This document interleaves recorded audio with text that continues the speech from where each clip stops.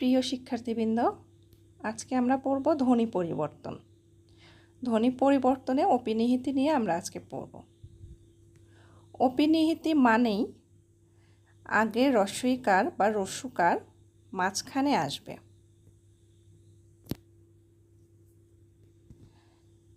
যেমন আজি, আগে রস্যিকার মাঝখানে আসবে, সুতরাং আইজ, আজি থেকে আইজ। তেমনি চারি থেকে চাইর, রস্যিকার মাঝখানে এসে রস্বই হয়েছে। মারি থেকে মাইর।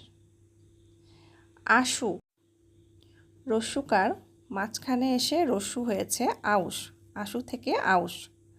তেমনি সাধু থেকে সাউদ।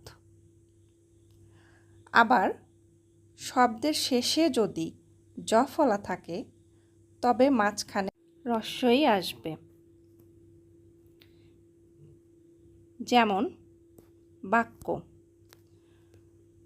শেষের জ ফলা মাঝখানে রস্বই হয়েছে বাক্য, বাক্য থেকে বাক্য।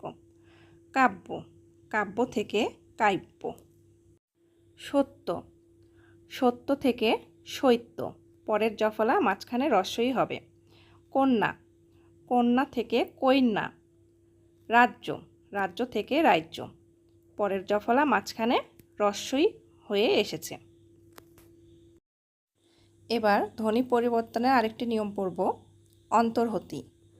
অন্তর্হতি মানেই হলো ল বা হ হারিয়ে যাবে।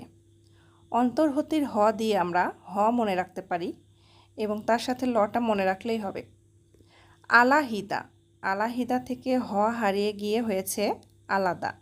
ফলাহার, ফলাহারের হ হারিয়ে গিয়ে হয়েছে ফলার।